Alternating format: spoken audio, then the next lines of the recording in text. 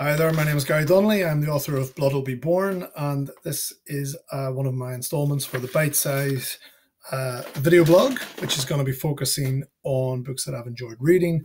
And I'm going to also try to reflect on elements of what we've read in terms of what is useful and applicable for any aspiring author. So read for enjoyment, but also read for instruction. Today I'm going to be focusing on Peter Robinson. Peter Robinson, very famously, is the author of the Banks, once DI Banks. I think he may well be Superintendent Banks.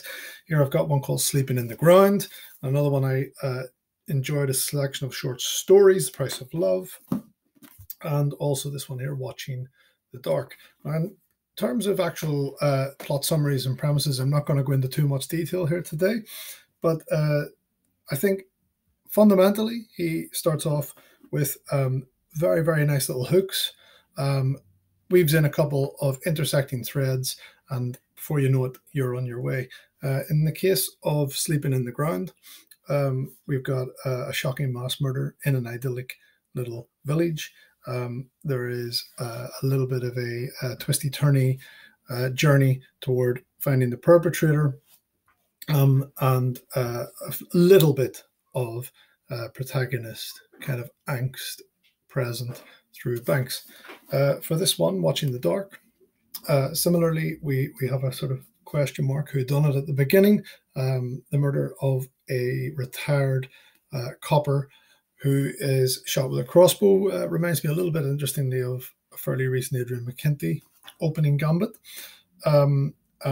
with kind of the equivalent of internal affairs, police corruption, looking over Banks's shoulder and pressure. So, you know, I recommend it heartily for its own merits, but I think in terms of actually trying to get to the grips with what is inherently quality and inherently useful about Peter Robinson, here's a couple of ideas.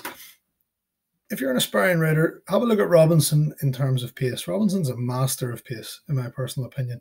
He's unafraid to allow us to warm up gently, but never allows us to wait unduly long before things begin to simmer nicely, and then you become fully enriched in his story. And before you know it, you're absolutely immersed in it. Now, because of this, the action can at times almost seem to be unplotted. That's how natural the writing feels.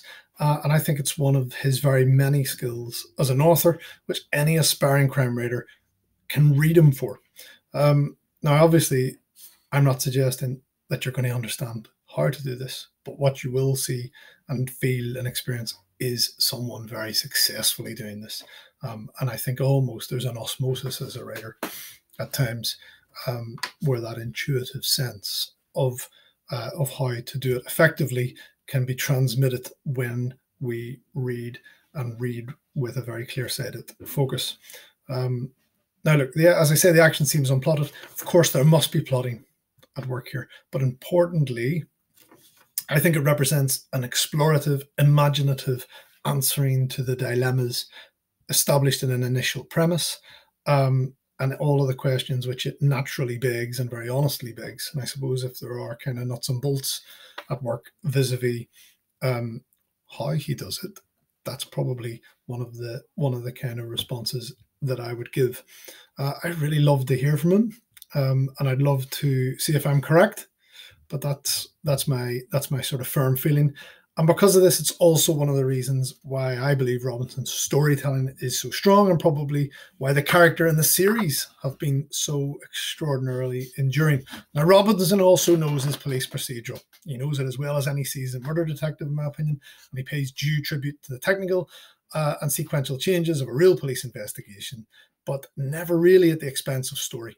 Always in support of moving things forward, rather necessarily than weighing things down. And what a skill that is. And again, I don't necessarily believe there are answers as to how to do that, but there is some beautiful examples of doing it. That said, I do urge you to listen at the knee of this seasoned master of the crime genre. You're going to learn lots from him in terms of technical insights and procedural realities, as much as you may well do at specialist seminars and events. But I have to say, I know that, given that I've attended both and I've read Robinson, yeah, both are good. But I think it's also up to you to get things right, or as close to right, to ensure that your work reads validly.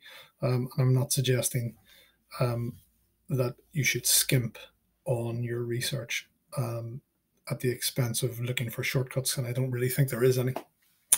Now, if there's one thing that Peter Robinson can claim as his own, in a sense, right up there with Lee Child, it's the creation of an enduring lead character in the form of the extraordinarily ordinary Banks.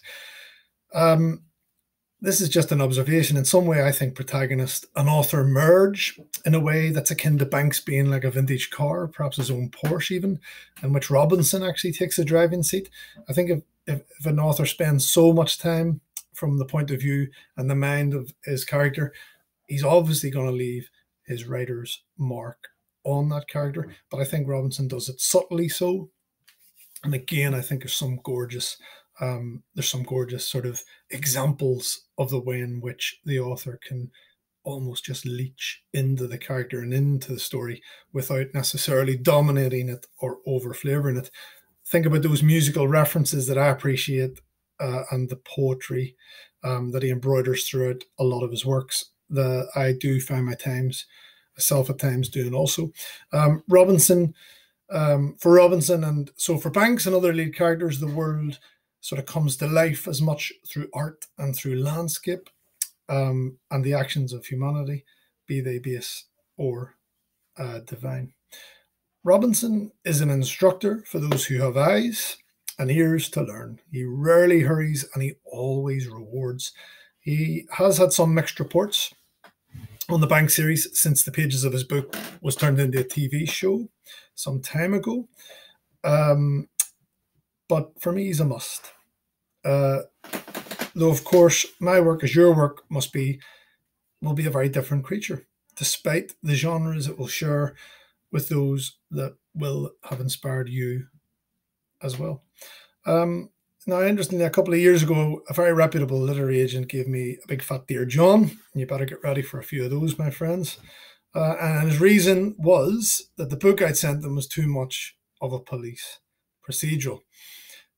Now, the same book was also turned down later by someone else because it wasn't so genre defined enough. So you can tell me where the sort of reality lies there.